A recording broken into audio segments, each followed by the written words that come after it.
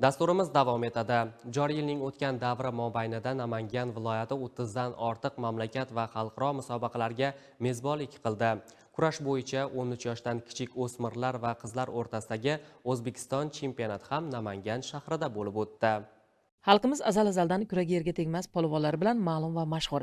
Bugun ularga munosib davomchilar kamol topayotgani har qancha e'tirofga arziydi. Mulohazalarimizni Namangan viloyati misolida davom ettiradigan bo'lsak, ayni sport turi bilan 1,5 ming nafar yoshlar shug'ullanib kelmoqdalar. O'tgan yili 3 nafar sportchi jahon chempionatida oltin medalni qo'lga kiritgan bo'lsa, joriy yil davomida uyushtirilgan mamlakat miqyosidagi bahslarda ular 12 ta oltin, 8 ta kumush, 15 ta bronza medalini qo'lga kiritdilar. Namangan shahridagi Barkamol avlod sport majmuasida kurash bo'yicha U13 kichik o'smirlar va qizlar o'rtasida O'zbekiston chempionatining tantanali ochilish marosimi bo'lib o'tdi. Unda so'zga chiqqanlar mamlakatimizda kurash sport turini rivojlantirishga qaratilayotgan e'tibor, yangilanishlar haqida alohida to'xtaldilar. Shundan so'ng yosh polvonlar bahsga kirishdilar. O'zbekiston chempionatida viloyatdan 70 nafar kurashchi ishtirok etib, Namangan sharafini himoya qilmoqdalar. Dastlab 15 nafar polvon o'z imkoniyatini sinovdan o'tkazgan bo'lsa, bahs natijasiga ko'ra bitta oltin, 3 ta kumush medal qayd etildi. Mana bugun Namangan viloyatida kurash bo'yicha 13 kichik o'smirlar va qizlar o'rtasida O'zbekiston chempionati o'tkazilmoqda. Bu musobaqada g'olib bo'lgan sportchilar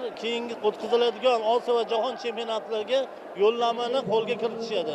Mazkur chempionatda ta'kidlanganidek, respublikamizning barcha viloyatlaridan 1000 nafardan ziyod polvonlar g'oliblik uchun kurashmoqdalar. Musobaqa mezbonlari namanganlik sportchilar ham bu borada marrani baland olganlar. Kurash turi bo'yicha 3 yildan beri shug'ullanaman. Musobaqalar respublikalarda faxrli o'rinlarni egallab kelyapman. Namanganda O'zbekiston chempionati bo'lmoqda. Men raqiblarimni yutib, shu O'zbekiston chempionatida chempion bo'lmoqchiman. Niyatim yurtimiz bayroqlarini ko'klarga ko'taraman. Shuni alohida ta'kidlash joizki, mazkur sport turi bo'yicha yoshlarga keng imkoniyatlar yaratish, yangi iste'dodlarni yuzaga chiqarish, seleksiya qilish, ularning yutuqlarini munosib rag'batlantirib borish, muammolarni tinglash, tashabbuslarini qo'llab-quvvatlashga viloyat prokuraturasi tomonidan ham alohida e'tibor qaratilgan. Namanganda bo'lib o'tayotgan O'zbekiston chempionati bahslari davom etmoqda.